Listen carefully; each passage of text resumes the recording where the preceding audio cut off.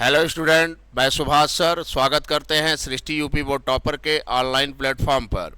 आज हम लोग केमिस्ट्री में व्यावसायिक सेल के बारे में पढ़ेंगे।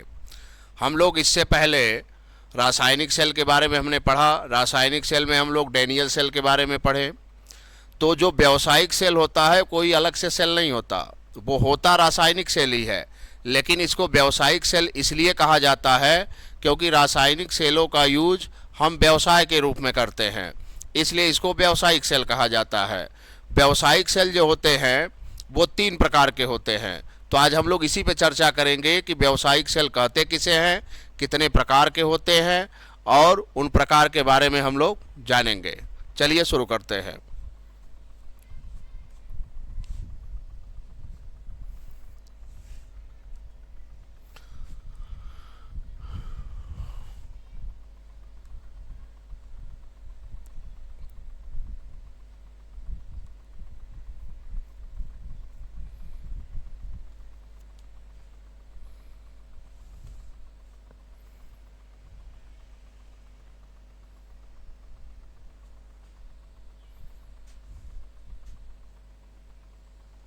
देखिए, व्यावसायिक सेल को बैटरियां भी कहा जाता है।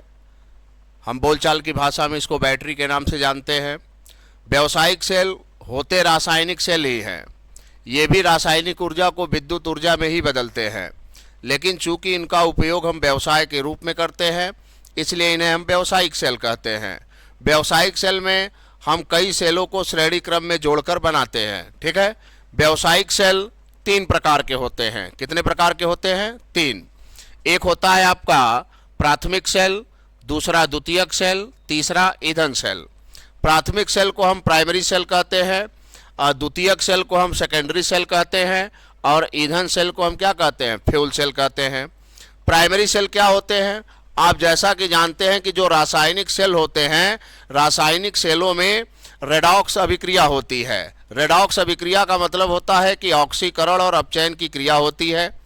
तो प्राइमरी सेल ऐसा सेल होता है जिसमें रेडॉक्स अभिक्रिया केवल एक बार होती है, यानी ये सेल केवल एक बार ही कार्य करता है। अगर ये सेल एक बार निष्क्रिय हो गया तो दोबारा हम इस सेल को सक्रिय बना नहीं सकते। या सरल शब्दों में हम कहें यूज एंड थ्रो वाले सेल, यानी जिस सेल को हम यूज करके फेंक दें, जिस सेल को केवल हम एक बार यूज कर सकते हैं, वो सभी सेल क्या होते हैं? प्राइमरी सेल होते हैं। द्वितीयक सेल ऐसे सेल होते हैं जिनमें ये रेडॉक्स अभिक्रिया बार बार होती है। इसका ये मतलब है कि इस सेल को एक बार अनावेशित होने के पश्चात हम दोबारा इसको आवेशित कर सकते हैं। अर्थात अगर ये सेल डिस्चार्ज हो जाए तो दोबारा हम चार्ज करके इस सेल का प्रयोग कर सकते हैं। तो ऐसे सेल को हम सेकेंडरी सेल कहते हैं। तीसरा है ईंधन सेल। ईंधन सेल कोई नया सेल नहीं है। ईंधन सेल एक प्रकार का प्राइमरी ही सेल है, लेकिन अंतर क्या है? इस सेल में हम ईंधन का प्रयोग करते हैं। ईंधन में हम हाइड्रोजन और ऑक्सीजन का प्रयोग करते हैं। तो इस सेल की खास बात यह है कि इस सेल में जब तक आप ईंधन प्रवाहित करेंगे यह सेल आपको धारा देगा। इस सेल का मेन कंसेप्ट यह है कि इस सेल में ईंधनों को जलाया जाता है और जलाने के बाद जो ऊर्जा उत्पन्न होती है उन ऊर्जा को विद्युत ऊर्जा में बदला जाता है। तो इस सेल में जब तक आप ईंधन प्रवाहित करेंगे लगातार, तब तक ये सेल आपको धारा देगा। अगर आप ईंधन की सप्लाई बंद कर देंगे तो ये धारा देना बंद कर देगा। इसीलिए इसको प्राइमरी सेल भी कहा जाता है। यानी जब तक आप इसको ईंधन देंगे तब तक ये आपको धारा देगा। ईंधन खत्म तो धारा खत्म, इसलिए इसको प्राइमरी सेल में ही रखा गया है। ठीक है। तो चलिए प्राइमरी सेल हम लोग शुरू करते हैं। प्राथमिक सेल, प्राथमिक सेल को एक नाम से और जानते हैं, अनुत्क्रमणी सेल। तो अनुत्क्रमणी अभिक्रिया आप पढ़े हैं, ऐसी अभिक्रिया जो केवल एक ही दिशा में हो। यानी जो प्राथमिक सेल होते हैं उन्हें अनुत्क्रमणी सेल हम इसलिए कहते हैं क्योंकि इसमें एक बार रेडॉक्स अभिक्रिया हो गई तो दोबारा आप नहीं करा सकते, इसीलिए तो इनको यूज एंड थ्रो सेल कहते हैं। देखो यहां पे लिखा गया है कि इस सेल में जो सेल अभिक्रिया होती है केवल एक बार होती है और कुछ समय प्रयोग करने के पश्चात ये बैटरियां निष्क्रिय हो जाती हैं। जिन्हें पुनः प्रयोग में नहीं लाया जा सकता। ठीक है, इसका एग्जाम्पल है शुष्क सेल या लेक्लांसे सेल, यानी शुष्क सेल को ही हम लेक्लांसे सेल कहते हैं। इसको लेक्लांसे सेल इसलिए कहा जाता है क्योंकि कभी कभी एग्जाम में नाम चेंज करके आ जाता है, वो शुष्क सेल ना देके लेक्लांसे सेल दे देता है, तो लड़कों के मन में ये बात आ जाती है अगर ये कोई नया सेल है। वो कोई नया सेल नहीं है, ड्राई सेल को ही लेक्लांसे सेल कहा जाता है, और इसलिए कहा जाता है क्योंकि इसकी खोज करने वाले जो साइंटिस्ट थे उनका नाम लेक्लांसे था, और उन्हीं के नाम पे इस सेल का नाम लेक्लांसे सेल रखा गया। लेक्लांसे सेल को आप डायग्राम में देख सकते हैं, ये है आपका लेक्लांसे सेल। लेक्लांसे सेल एक बेलनाकार आकार का होता है। ठीक है, एक बेलनाकार आकार का होता है। इस सेल में ग्रेफाइट रॉड होती है। आप बचपन में देखे होंगे इस सेल को तोड़ने के बाद उसमें से काले रंग की रॉड निकलती है, जिसको दीवार पे बच्चे खिंचाने के लिए या लाइन खींचने के लिए लोग प्रयोग करते थे। अरे निप्पो एवरीडी की जो बैटरियां आती हैं मोटी वाली, आप देखे होंगे। ठीक है, तो उसमें आप देखेंगे जो काले रंग की रॉड लगी होती है वो ग्रेफाइट होती है।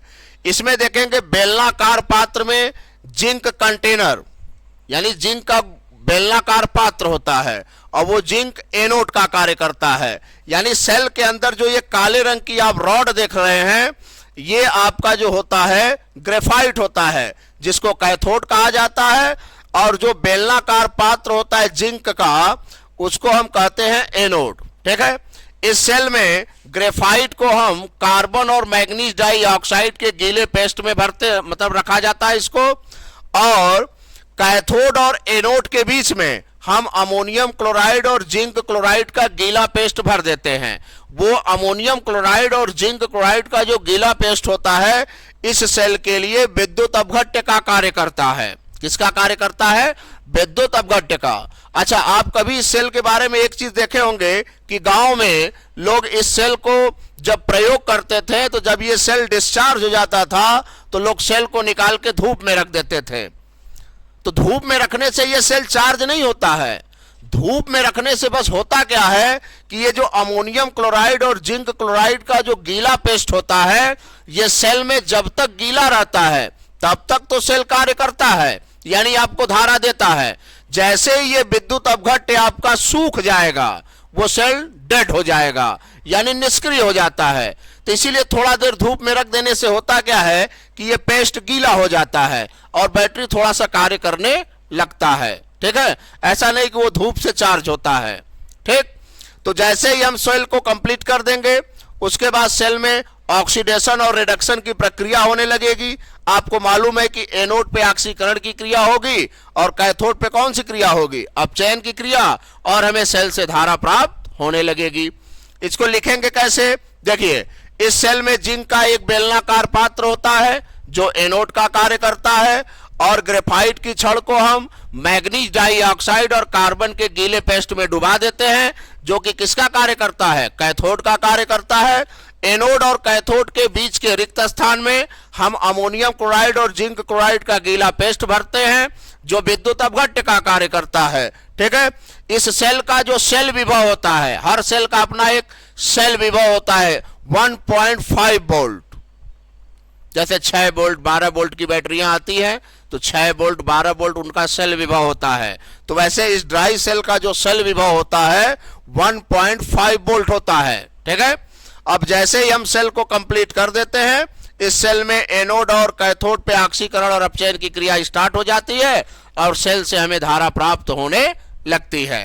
तो प्राइमरी सेल का एक उदाहरण तो ड्राई सेल है और दूसरा उदाहरण है मरकरी सेल। हमारे एनसीईआरटी में 2 एग्जाम्पल है इसके, एक ड्राई सेल और एक मरकरी सेल। आपको मरकरी सेल के बारे में थोड़ा सा हम अवगत करा दें।